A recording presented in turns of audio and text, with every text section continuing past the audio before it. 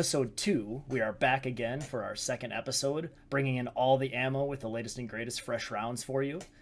And I am yours truly, Kingfish underscore 22 on Twitch. And we will be performing a live recording of this podcast, just like last episode. So if you're out there in Twitch land saying hi, notice that we will be dropping some commands for you, but we probably won't be interacting a whole lot. But we love to have you here, and I'll turn it over to my partner here, Warrior. Take it away. So as you said, I'm Warrior, or Warrior Bros 2044 on Twitch. You can also catch these episodes, the recording of them on YouTube, on my channel, Warrior Bros 2044. With that said, we're gonna get into the first topic here. I'm gonna load us in a fresh mag, first mag of the day to go downrange: streamer identities. So, and what we mean by that is really like people come in to streaming and they don't realize all the cadences that you need to have, like setting a goal and whatnot. Like for me, the goal that I've always had is just to make somebody smile or make somebody's day better. And it's something that Fish and I were talking about, and he gave me the advice that sometimes that will cloud your judgment and you'll start to not enjoy streaming because you'll be so focused on making somebody smile. And that's definitely something that can happen. Like if you get into this hobby, I'll call it, you need to have a goal. Because if you just stream to stream, I mean, you're going to feel like you're failing, but you never started, really. Yeah, it's definitely an interesting conversation piece to understand what is streaming and what is gaming when streaming, and is what is more important, the game or the stream. And that's really up to you. And I've always said to myself that streaming is not about gaming, but for some people it is. And that's just my take and how I feel about it. And even with my own goals in mind, I still struggle with things at times too. And that's just part of it, and understanding to take a step back and be able to say, these are my stream goals. This is what I want to do with my streaming, and here's how it can affect me. And for example, you could be struggling with your streaming career at times and your improvements and how you're trying to get better, and it can actually affect you while you're streaming. So a lot of people will change their schedules and take breaks and mix it up and do things, and that's all good. You got to find what's right for you. What works for someone else might not work for you, and what's important is really understanding what is my identity as a streamer. Am I about my community? Am I about my games? Am I about this game? Another interesting topic within that is, how long is your streaming career going to last? And what if you are only playing one game? This is some advice that I've given a lot of people to say, what does it mean when this game is no longer popular and it's the only game you play? And I'm not trying to discourage anyone from playing their favorite game right now, but always be thinking ahead. Yeah, absolutely. And I mean, you see people start out with a game, and you see this from every big creator for any given game. Like, they'll start out with a game, and they'll play it, they'll beat the dead horse until it's not even funny. And then they switch a game, and, their viewership drops, but they keep playing that game and build it back up. And it's something that, you know, feels discouraging to some streamers about being variety, is that you're always going to have a main game. For instance, for me, it's Apex. I'm always going to pull more viewers if I stream Apex than if I stream COD. Just because that's what I built my community around. But you have to be able to be willing to deal with those drop-offs in viewers, because you're gonna get tired of a game and your identity is gonna have to change. And your community is also going to question what game you're playing if they really only like you playing one game. So Exactly. 2 points to that is, one, make sure you build a broader viewer base to make that transition easier. And there are big names that we know very well that have made transitions and it's been hard for them. The one that Yeah. I always like to point out is Jenks. He's someone that got me into Apex, but he wasn't always an Apex player, right? Apex didn't No. exist, and he was, popular before then, and he had to make that transition. I've seen many people talk about their transition and playing different games and how hard it is, and I've actually had people in my stream say, "Why aren't you playing Apex?" Those things haven't had me recently, but they have in the past. Well, yeah, absolutely. And I mean, my personal favorite example is Tim the Tatman on stream talked about it. He was like, here's the problem with being a variety streamer, because you build up a community with one game, and then you get tired of that game and you change games, and you're gonna see your community go like that. Then you're gonna have to start building up again. and then you're going to plateau, and then you're going to change game, and it's going to drop, and then you got to build up again. And he's always been very informative about that, trying to help smaller streamers be like, it's okay if that happens. And I use the term smaller streamers as in streamers smaller than himself. Because to me, no stream is necessarily small.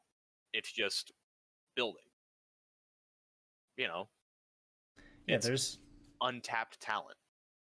Yeah, I think small stream is a very different definition to a lot of people. And so Exactly. at the end of the day, it affects everybody. I think even saying smaller streamers, that even affects people that are the biggest streamers out there.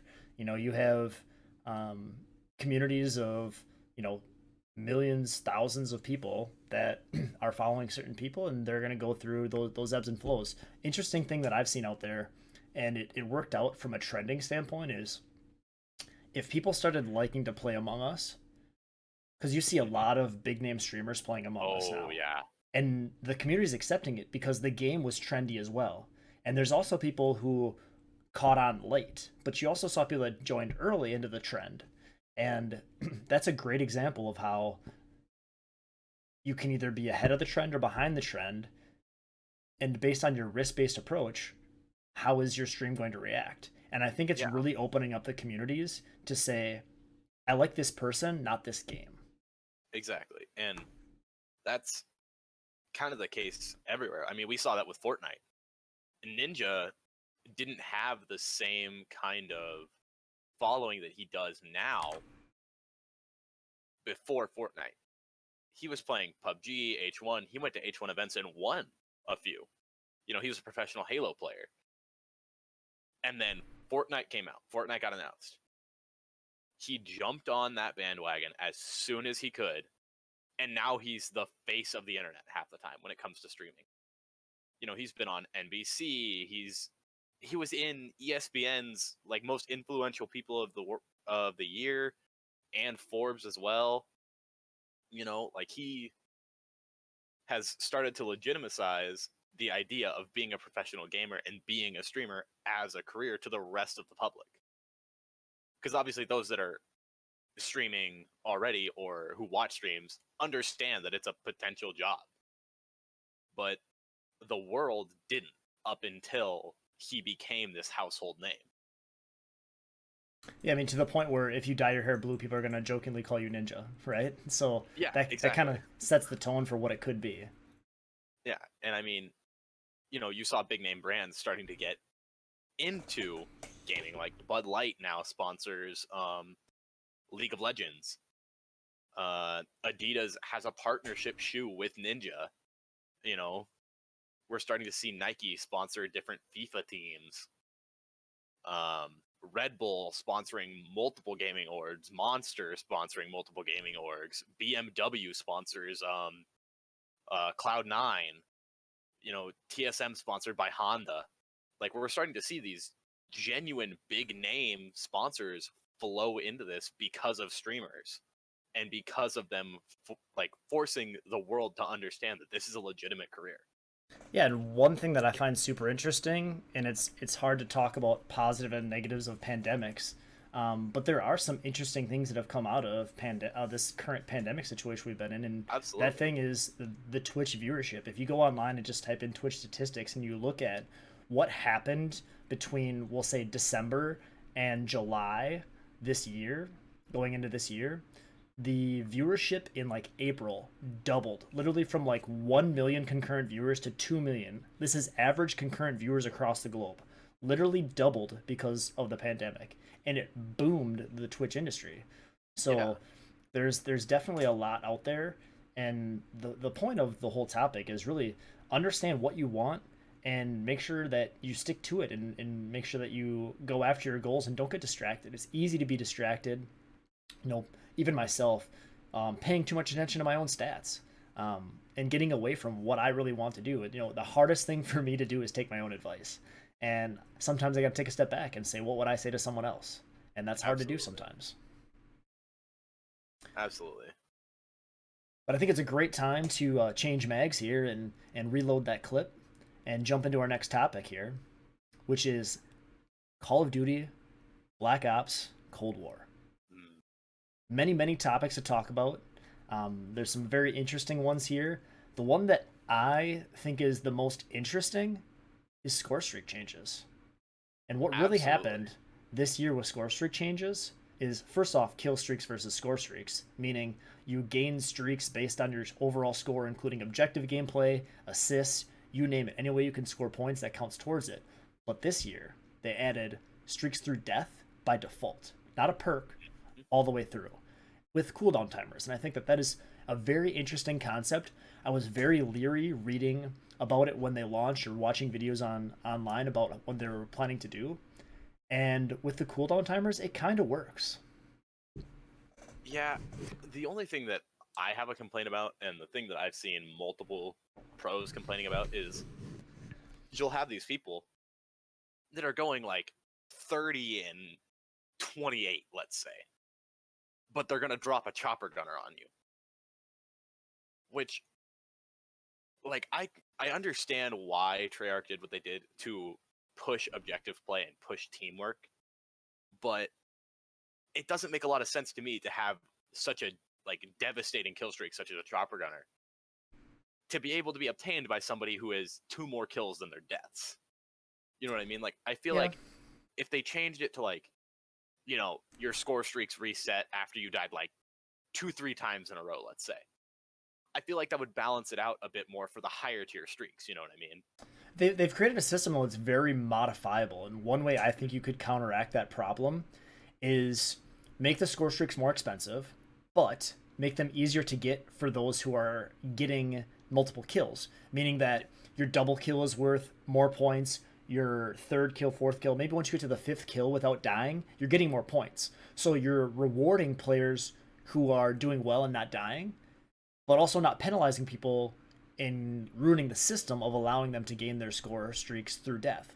So there's a And they, lot of tweaking they can do, whether it be the balancing of the cooldown timers yeah, and they or kind of have that in a sense where they have your streak multiplier, yep, but it's it needs to be I adjusted. don't feel like it's enough. You know what I mean? Yeah, Because like you and I were playing, and I dropped.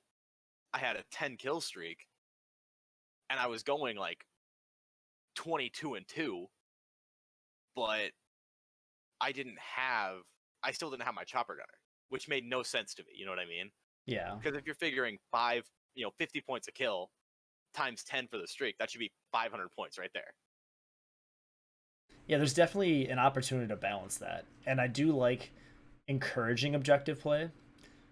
I've even gotten in games where there's zero objective play from a certain team, and Last night, I've even thought about how can we penalize people, let alone there's incentives and there's penalties, right? So you can incentivize people to say, we'll give you more score if you play the objective.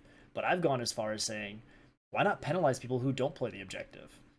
Even like KD farmers. If they're out there farming KD and domination, how can you penalize them to the point where if you, I think I said the other night, if you, as an idea, if you were to not get enough objective play, X% of your KD didn't count towards your stats. Like I was angry at people not playing the yeah, objective because domination is a super fun game mode to me, and it's what I love playing in Call of Duty. absolutely. But it's not kill farming TDM. That's not what it's for, No, and people like to do that. But score streaks are very interesting in this game. I think that they will balance them. I think in all Call of Duties, at least in recent times, we've seen some changes to score streaks. I think that they are going to add more score streaks. Um, a topic for another day, but I'll briefly touch on it, is post launch content. And so they've been very adamant about having post launch content to keep people into the game, but it makes absolutely. you wonder how much of the game is ready and they're just delaying because of the desire for post loss content. That is the Yeah, topic for another day. But my point is, for the purpose of score streaks, is how many of those score streaks will just be duplicates? Where yeah, over the years we've seen score streaks that effectively do the same thing, and they're even in the same tier system, where you can see those two score streaks right next to each other for the same amount of points, and they do the same thing. yeah, Is that good post launch content? Probably not. yeah. And I mean, obviously with kill streaks and score streaks, we see the evolution of them, right? Like like you have chopper gunners, and then I think it was Black Ops 3. You had the mothership, which was basically an AC-130. Yep. You know, Inferno, not Inferno. Can't even think the word. Napalm Strikes versus White Phosphorus. Yep. It's easy to just add essentially both do of the those, same right? thing. Yes. Yeah, you know. And I think especially going into that, you know, speaking of score streak changes and how easy it is to get them, let's talk about how easy jump sliding is in this game. Yes. Because, oh my lord.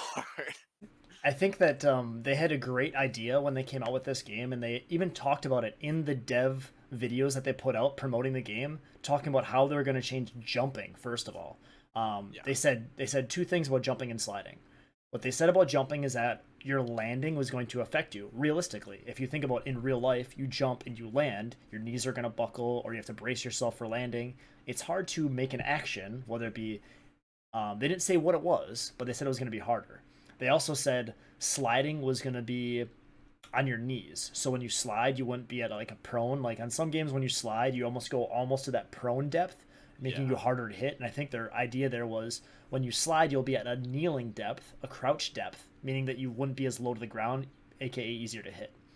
But the problem that we're seeing in this game in the alpha, and keep in mind we need to keep reminding ourselves that this was alpha gameplay. A lot can be changed. I think the devs even came out and said flinch was completely broken and they know it and it's going to change. So jumping and sliding though, what bothers me about it is you can slide into a jump, which is ridiculous from a realistic standpoint. And I get these are arcade games, it's not Milsim. We're not playing Arma, it's not Milsim. But where is the line drawn between an arcade shooter and outright silly? You can slide upstairs. So if you're running to a stairwell and you slide, you go up the stairs. It's completely silly.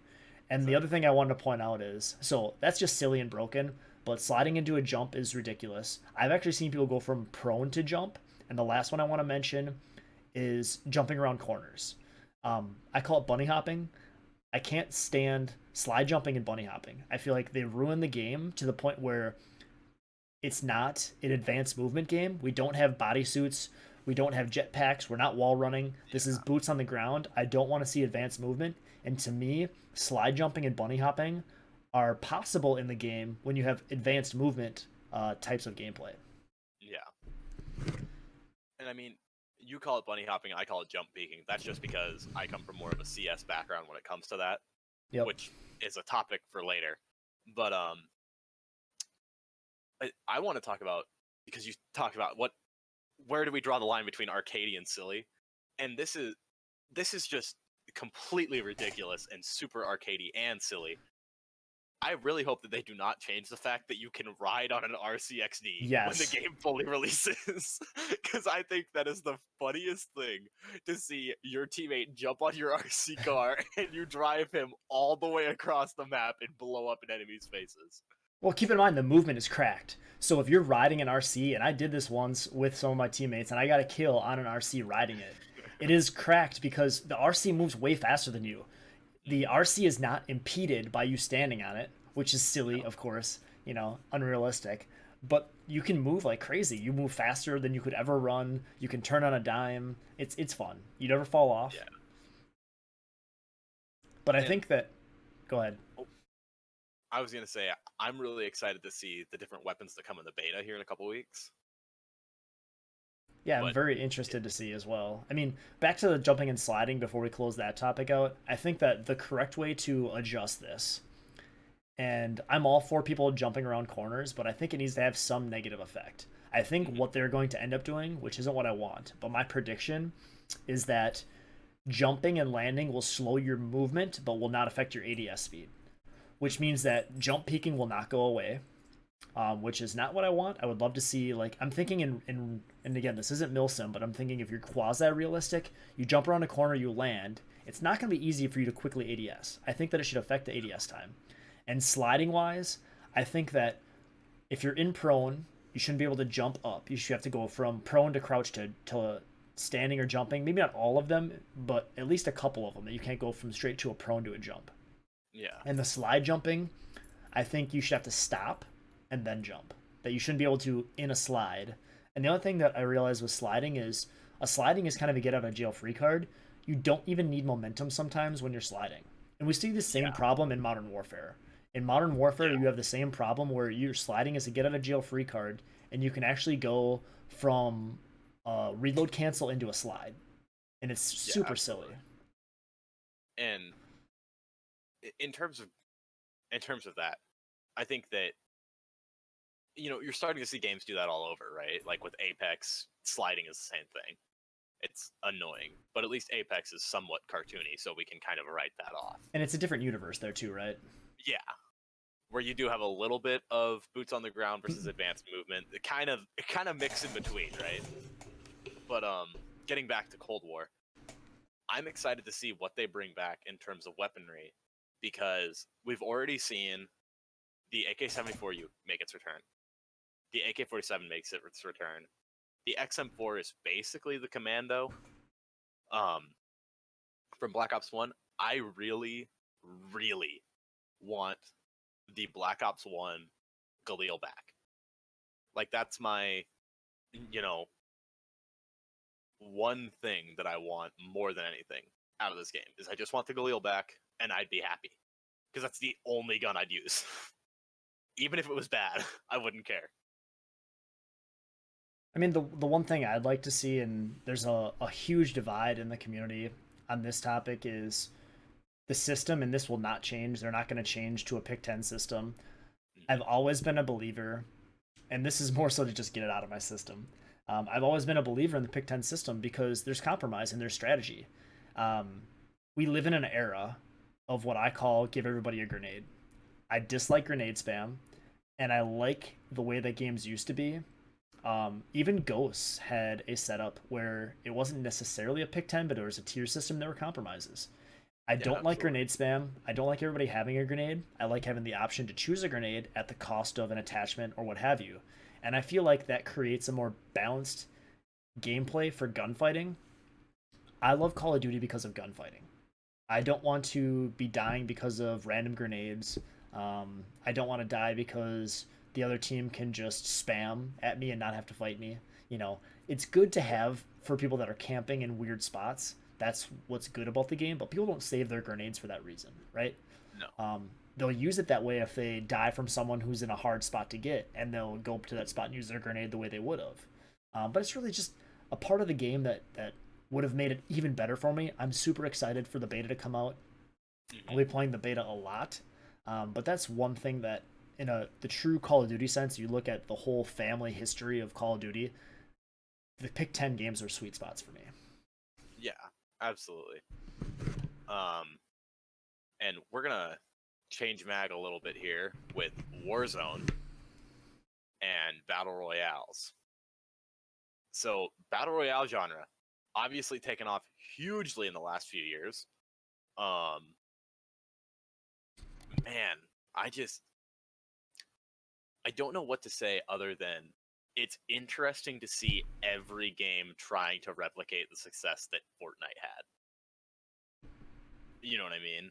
Where we saw this game in a game mode that, not a lot of games necessarily took in, obviously we saw like H1 and PUBG, but we never saw them take off as much as Fortnite did. And as much as I hate saying it, Fortnite is probably the most successful battle royale game to ever come out. Yeah, there's a lot of small reasons why. I mean, you can take your favorite battle royale game and talk about what you don't like about it, and you can compare it to Fortnite and see how Fortnite did it better. Fortnite is almost like The Simpsons did it of the battle royale genre, Yeah. and to the point where an upcoming topic, just a little teaser for the next mag in the lineup, SPMM. Fortnite tried it, got rid of it, moved on. There's a lot of things that you can experiment with and try, um, and fix quickly. And I feel like some other games will try them and stick with them, or they'll try them and they'll wait too long until it's too late to change it. But generally speaking, the battle royale genre is quite interesting. I mean, you've got to the point now where you have non-shooting games that are battle royale style. I mean, how many of us have been out there and played some of the latest free-to-play games that are battle royale, right? Yeah. I mean, to be fair, I'm just gonna say the original battle royale was Minecraft Hunger Games. We will never stray away from that being the original battle royale of you find stuff in chests while running around the map and hope and pray that nobody finds you with better gear than you. Did that?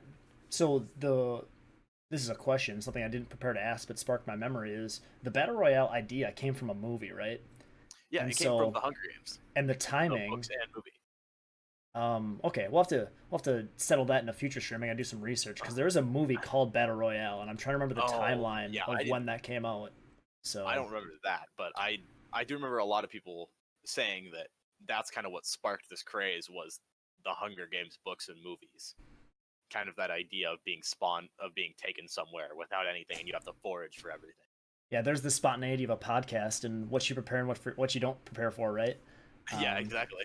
but Fall Guys is a crazy example, and what I was alluding to there is Fall Guys is a battle royale, but it's not a shooter game, and that's almost the craze of I want to go through this quest to be the champion with 50 to 100 people, whatever it may be, Yeah, and get to the point where you are the champion, right? And there's yeah, also other addicting things about battle royales with the randomness.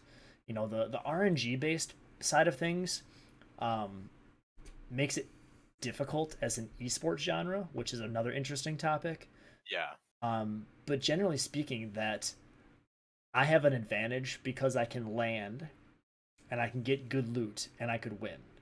And that's pure chance. And we've seen game modes that have changed the RNG. In Apex, for example, they had a game mode where the loot was static. And I felt like that was a terrible game mode because the advantage came to people who could memorize the loot and they would go to the good loot. And you could, yeah, if you found out where the good loot was and you saw people going to it, those are the people you wanted to stay away from because they're tryhards. exactly. Where And I the mean, oh, sorry, go ahead. I was just gonna say the pureness of the game goes away in that sense of the game is designed as an RNG battle royale. I mean, you could create a game that had no RNG as a battle royale, and it would be a completely different game. I mean, something that I found interesting throughout all this battle royale craze is that we have all of this randomness. We have all of these places that devs put in as points of interest that we could drop in. And I will tell you right now, every player has their favorite place to drop that they will drop 9 out of 10 games, depending on which route the ship takes or the battle bus or what have you. I'm one of them. I am too. Like, it's so funny to me to see that we have all these points of interest that we could take, and it seems like everybody clumps to one. You know what I mean? In Apex, there's a little bit different because you have Hot Zone, which makes sense because the loot is supposed to be better there, so you know that a bunch of people are going to drop there. But it's like the map is so spread, but this is just what we see is like these 3 areas of the map that everybody drops in until you get to higher tiers of ranked and competitive style. You start to see teams kind of branch off because they want to be able to find armor, they want to be able to find guns before they get into a fight. I think And I just another it's interesting. I think another interesting point of why people enjoy battle royales is they like the the grandness of it all. And what I mean by that is the other big trend in the gaming industry is open world gaming. Mhm. So you have that pseudo concept of open world, whereas if you compare it to a game like Call of Duty or Battlefield, you're really restricted. Battlefield's a little bigger in the typical 32 versus 32 game modes, but in Call of Duty, you're very restricted. And even in Cold War, where you could go in the water, you see out of bounds zones where I think where you had made a comment of just let me explore, right? Yeah, So the landscape is there for people who just want to explore, and you see that with more very casual games of Apex, where it's like, oh, what's this? Let's go check it out. Oh, there's a fight going on. I'm interested in this new thing they added to the map, or this new area, or somewhere I've never been, right? And you have the choice to fight or not fight, and I think that freedom is something that really draws people to the battle royale genre. Where if you go and jump in a 6v6 Call of Duty, it's action packed all the time. And it yeah. also brings up an interesting point of streaming battle royales is better content sometimes from an interaction standpoint. Absolutely. I mean, I can tell you right now. Yesterday, um, I tried to box people twice on Apex, and both times the guy turned around and just absolutely lasered me. And I have never laughed harder and wanted to die more and been like more angry than that because and one of them, guy runs up to me with no gun. I accidentally shot him just like out of pure reaction, right? You know, nature of the beast. Well, he teabags and I teabag back to him. He runs around a corner, grabs armor and an alternator, and just destroys me. And I'm dying on stream. I'm like, there is no way this guy just played me like a fiddle that hard. You know what I It mean? yeah, it makes you wonder what teabagging meant to him, you know. Yeah. But And they do. They bring up specific situations that can be great content for both humor and like genuine outplay potential. and you talked earlier about streaming Call of Duty versus streaming Apex and being having different streams and different success based on how you define success in your own personal stream. But it does, I find for myself, streaming Call of Duty is different because you almost have to focus, but then take breaks from the game. Whereas in Apex, you can very casually run from point to point, check on chat, talk to your viewers. But in Yeah. Call of Duty, you really have to just say, well, I'm dead now, so I can talk to you. Yeah, exactly. And I'm gonna change our mag a little bit early here, and I'm gonna load in some of everybody's favorite incendiary shells because we're gonna talk about a hot topic: skill-based matchmaking. Personal opinion, I hate it. Reason being, and I think for like your first 20 levels, let's say, in terms of like Apex stuff like that, your first like 20 levels, you should be protected and only placed in lobbies with those kinds of players. Level 20 and below. Reason why is because you're trying to learn the game, you're trying to get a handle on it. I get it. After that, you should not be protected. Because if you continue to put somebody in a game with the same skill level, you're never going to see somebody pop off. You're never going to see somebody drop like 70 kills in a game, right? On Call of Duty. Because you continue to put them with the same kind of players. And there's never going to be that want to get better. Because you're the same skill as everybody else.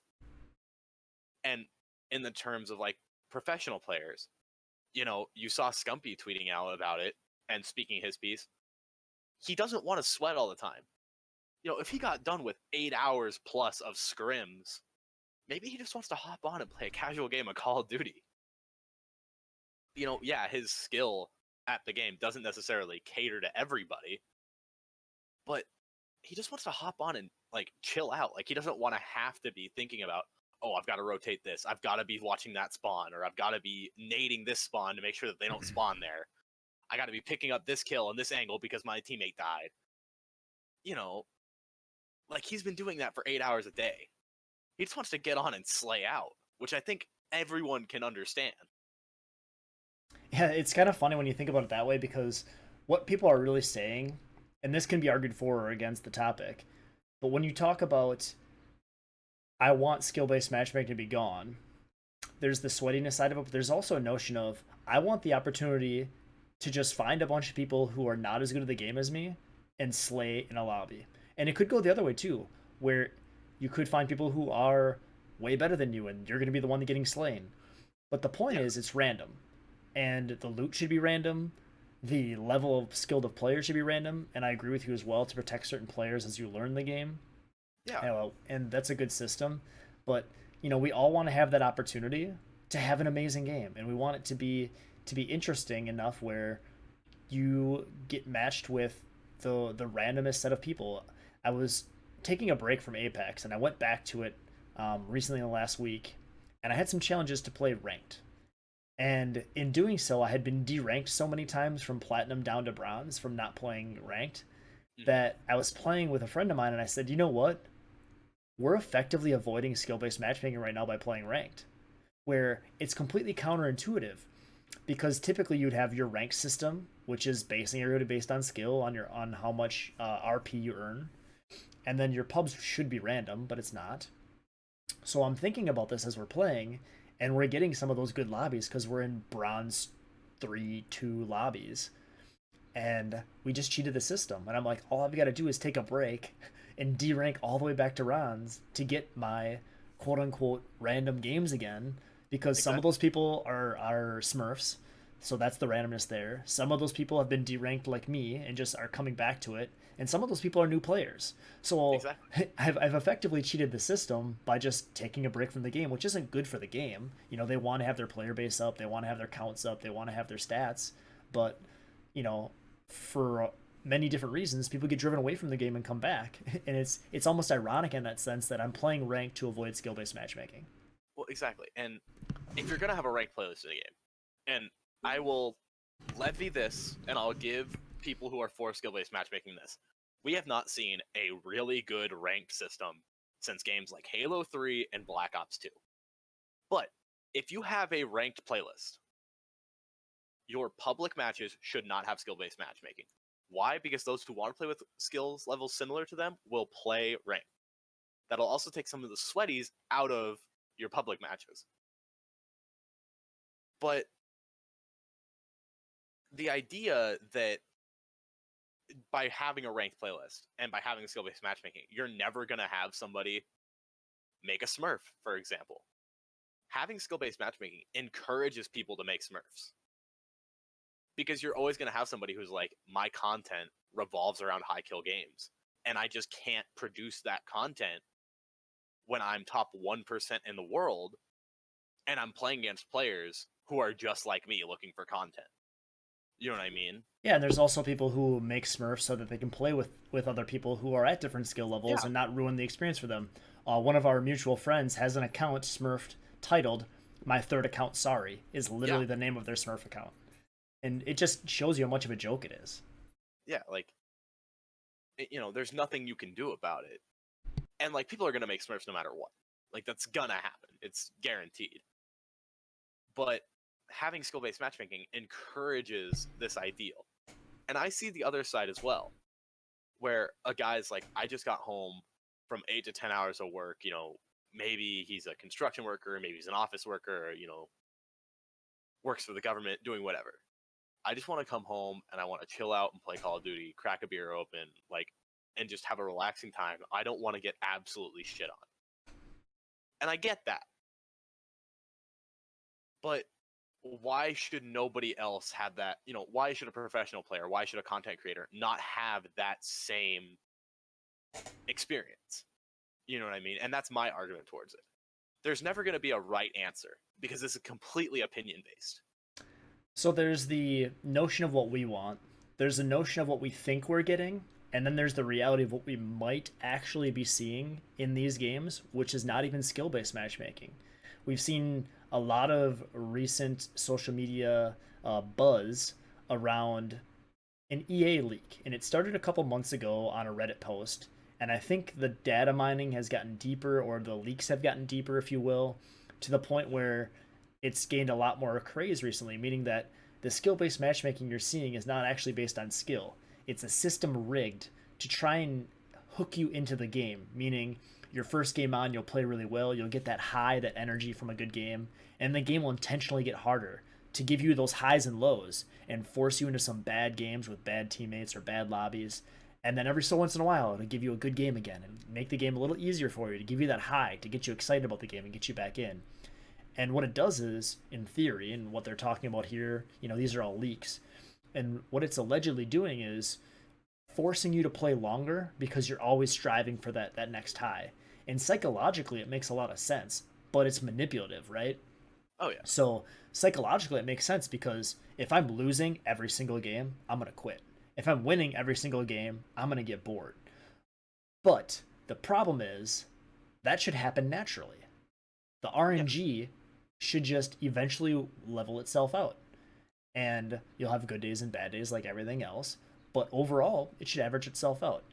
And they're trying to force that hand to make things the way that they want them, and keep that player count and keep those people addicted and what have you. And it's a Yeah. very, very controversial topic. And I'm going to bring back a little bit when I talked about Halo 3. So, as many of you know, I was on a game battles team for Halo 3, which essentially at that time was semi-pro. You know, like Challenger League, I guess is now what they call it. I enjoyed the fact that there was a ranked playlist. There were different game modes within it, like Team Slayer, Team SWAT, Team Snipers, so on and so forth. But they also had a social playlist where I could be on my 5-star general account, which was the highest rank possible in the game. And I could still play with my friends who had just started the game.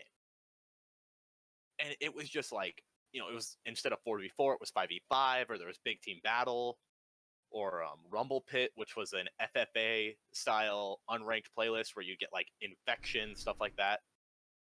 And they also had a proximity voice chat that you could talk to the enemies when you were within like a certain distance of them. And it encouraged this idea that people could just stop sweating and relax and just do stupid shit. Like the amount of times that I sent a mongoose through a man cannon on Halo 3 in a social playlist, just trying to splatter somebody off of going off the man cannon, was ridiculous. And we'd lose games like 50-35 or something like that. But it didn't matter because we were all having a good time. And then when we wanted to, we could switch back into ranked and sweat our balls off because that's what we wanted to do at the time. Yeah, you've seen a big change over the years of how many playlists are even in a game. And I want to say in the last three not generations, but three Call of Duty cycles at least. I've been a long time Call of Duty gamer, so it's how I think about the timeline. Where they've removed games from playlists, they've added games into rotations. They stopped showing you global player counts. I think the last game to show global player counts was Ghosts. It could have been in some of the advanced moving games that I chose not to play because I'm not a jetpacker wall runner kind of gamer. But Ghosts had a global player count. I tried to go in and play Ghosts last night, and there were 500 and some people in the world playing the game, so it didn't work out. I was trying to play Infected, but it's crazy how the companies get so focused on their stats and their player counts and the longevity of their game, which is something we'll talk a little more about later. Mm-hmm. And it also changes the game for the players. So if you're in an active game and you wanted your social playlist like you're talking about, the devs and the publishers are going to worry about how is that pulling away from game modes. And you even see this scarcity discussions in games like Apex, who are still doing well, where they talk about what happens when you split the player base. And you start talking about, well, how does that affect things when you start bringing in cross-platforming? And then you have folks in the console world scared of mouse and keyboard hackers and things like that. And it just creates such a weird dynamic where everybody's so focused on the numbers and not on the fun anymore.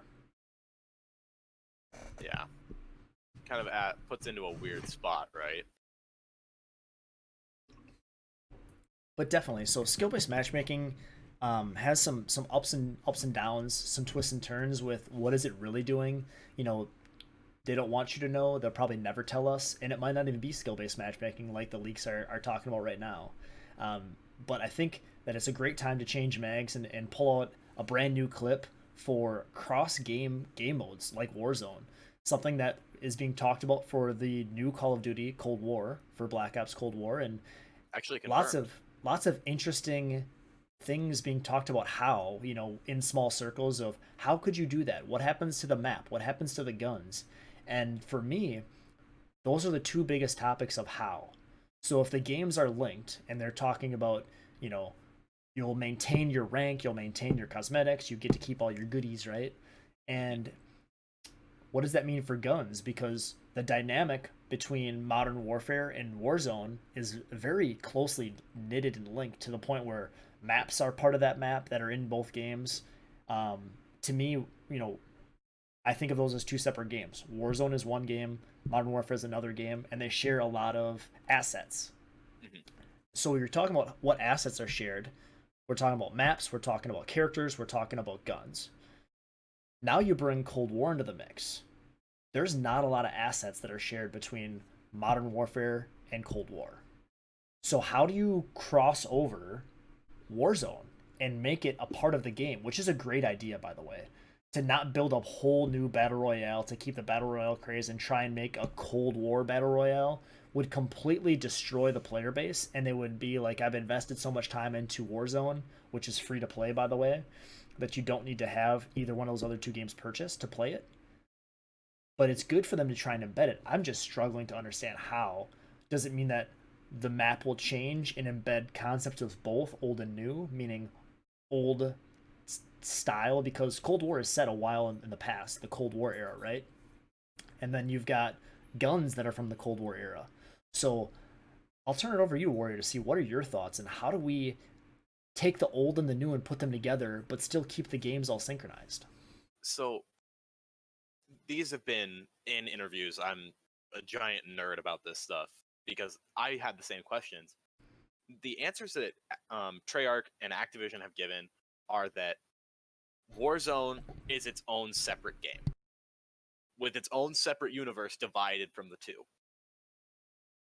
It's kind of like a Venn diagram, right? Like Call of Duty Cold War would be on this side, Modern Warfare would be on the other, and Warzone would be the part in the middle. And what they're going to do is they're going to be updating the map, just like in Fortnite. They'll update the map, make different changes and whatnot, and just like Apex. And then they're actually going to add weapons from Cold War into Warzone while keeping the baseline of the weapons that we already have added in there. And they're going to do that through, obviously, different updates and whatnot to the already like 225 gigabyte game, but we'll leave that by itself. I find that quite humorous because I saw recently when playing Modern Warfare, it might be in the Warzone menus too. There's literally tips and tricks from Activision / Treyarch / whoever, Infinity Ward, that tell you how to make your game size smaller and what content you can delete. They've gone full circle and recognized the audacity of their file size and are telling you now how to delete stuff you don't need depending on what you play. Yeah, and I think that's a good idea.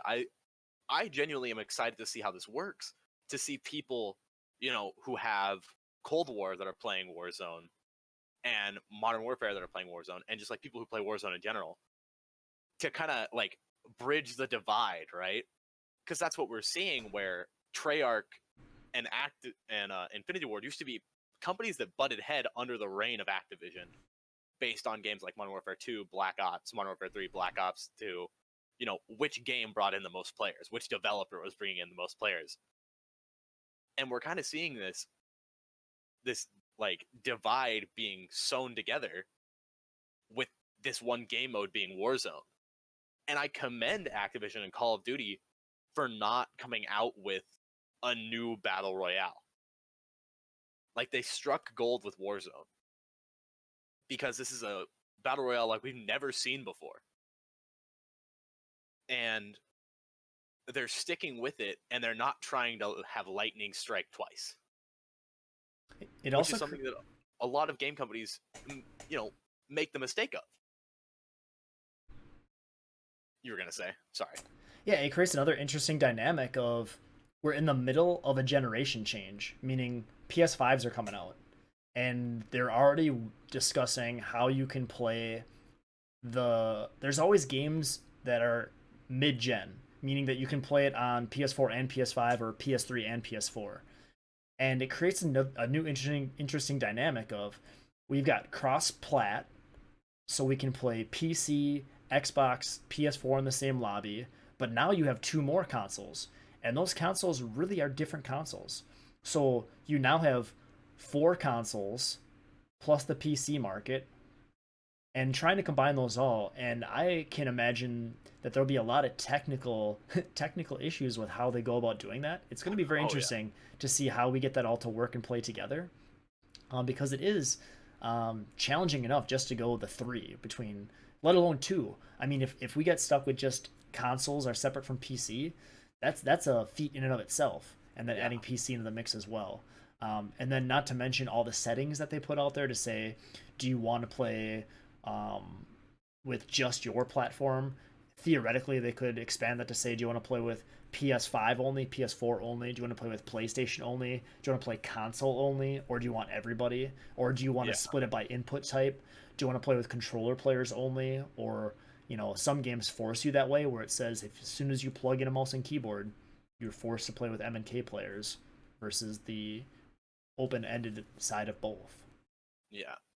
And I'm going to change mag about halfway through here, because I think this is a good time to talk about game longevity, because we're talking about these games that are cross-generation. And with that, you bring in the idea of how long is this game truly going to last? You know what I mean? Where we have a game that's coming out for both PS4 and PS5. Are they going to continue to make updates to this game for both generations? Or is at some point, they're going to be like, listen, we're not going to support the PS4 platform anymore. We're going to move to PS5 and only make updates to this game on that system.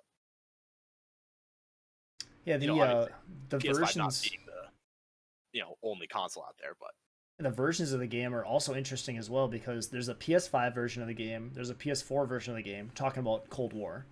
Mm-hmm. And you can play your PS4 version of the game on your PS5, but without the enhanced features. Exactly. So it creates a very interesting dynamic of what gets updated and what doesn't, and what do you phase out and when. Exactly. And, to bring up Halo, for example, 343 Industries has already come out and said that this is going to be the last Halo game for 10 years.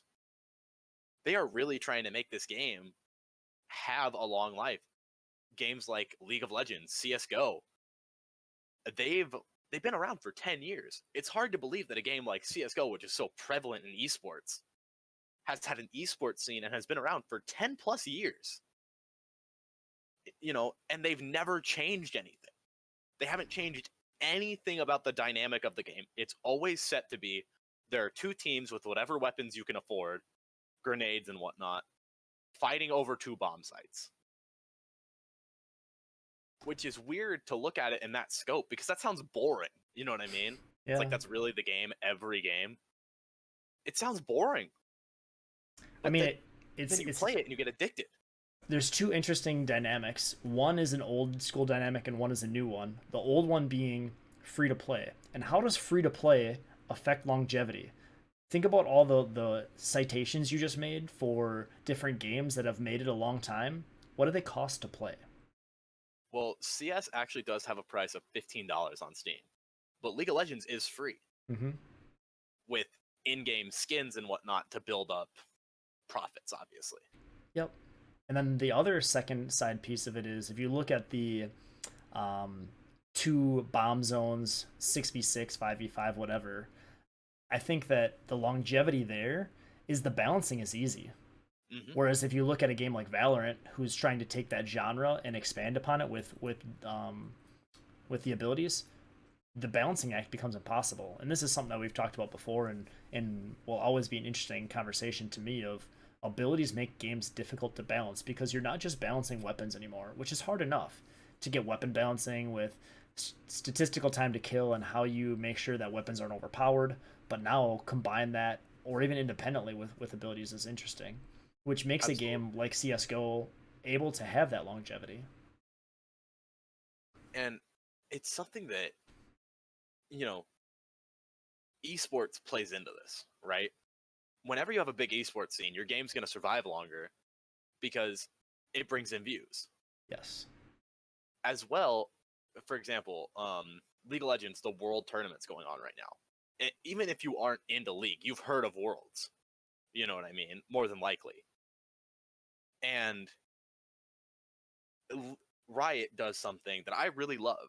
They set out with a prize pool already set.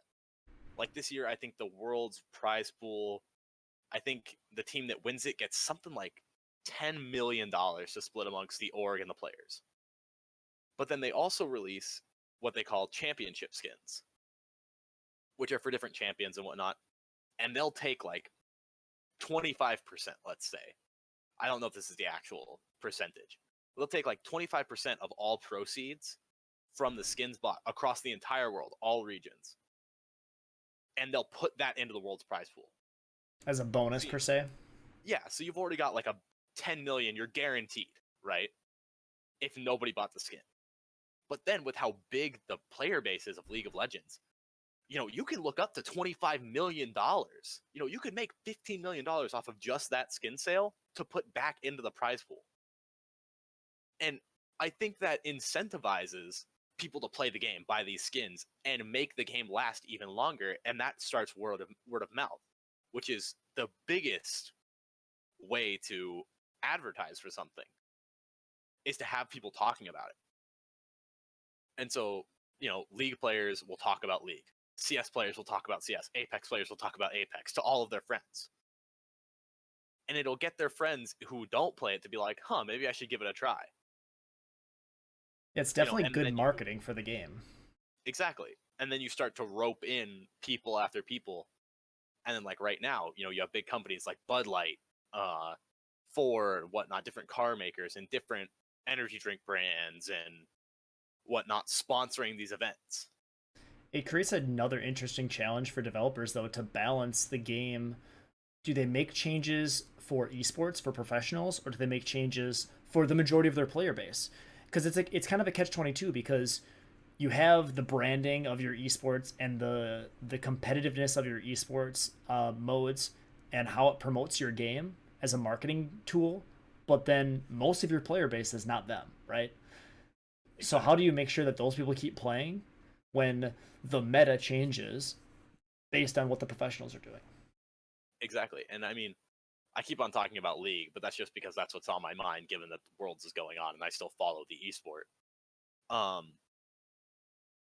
They have a system set where different challenges to, like, get skin shards and whatnot, they have set to watch, like, watch 2 games of the World's play-in stage, or watch 2 games of LCS and what have you. And when you're on the client, if a professional game's being played, they actually pop up a notification with a clickable that just says watch, and it'll take you directly to their website, and you can watch this game play out. And I think that's a way to kind of, a balance around the top tier of players and make your casual community happy, because then your casual community is going to be watching these pro players playing these, insane playmaking champions or using these insane weapons. And they're going to be like, I want to do that. Yep. Yeah, I look at how I got started with Apex, and it started with me going onto Reddit and typing in who are the best console YouTubers in Apex. And I found 10 people. I liked 3 of them who I ended up keeping watching, and everything steamrolled from there, where a lot of people are doing that to say, I want to learn more about this game. I want to go watch a tournament. I want to go watch a streamer. I want to go watch a YouTuber. And they want to learn how to get better. And they may not, adapt 100% and mimic that play style, but they might pick up on little things to go, oh, high ground. That's a good spot right there to get high ground. Or, oh, I never tried that weapon combination. Or I never tried that gun on single fire mode. Or and. There's all these things that they can pick up, and that's what they like doing in their off time. And then they go try it, right? So it's great that they have that opportunity to get out there and see these players and enjoy that and hone in on what they love. Exactly. And I think that the ideal. And like I said, esports drives a longevity of a game. If you have a solid esport, you're going to have a solid life cycle. And we see that with Fortnite. Theoretically, Fortnite should have been dead a year ago. We've seen that where games really only have like a 2-year lifespan, and then everything drops off, and developers have to come up with a new idea or update the game to have a new idea. Fortnite has had such a big esports following. A 14-year-old won $4.2 million playing it in New York City in a sold-out Madison Square Garden arena. Like this, like that's insane to anybody who's ever wanted to be an esports player. Yeah. To see a 14-year-old living your dream. To the point where they say, it could be anybody, it could be me, and I'm going to keep trying, right? It keeps the dream alive. And it keeps you playing that game. So I think at this point, it'd probably be a good idea. Throw one in the chamber, one more burst, one more bullet, what have you. Give your final thoughts. What are you thinking, Fish? Final thoughts for me is I'm super excited for Cold War. I've pre-ordered the beta, pre-ordered to get the beta. I will be taking off of work when the beta releases so I can play. And I really, really hope that they throw at us some of these changes we've been talking about and show us what was a bug, what's designed, and what's designed that way. It just needs to be tweaked to make it a little better. You'll be seeing plenty of people playing it, so keep an eye out there, and we'll see how the game goes. And I'm super excited for it. My final thought: I'm gonna shoot one sniper shot straight down lane. I don't want skill-based matchmaking anymore. I'm just gonna come out and say it. I want to have the opportunity to pwn some noobs like everybody else, right? Exactly. Well, So we're completely out of rounds. We've got to go back and go buy some more ammunition, and we'll be back in the next 3 weeks or so for episode 3. Stay out there on social media. Keep an eye out for us to post about it. You can always catch up on episodes on YouTube. Check out Warrior Bros on YouTube, and we will catch you next time. absolutely. You guys have a good one.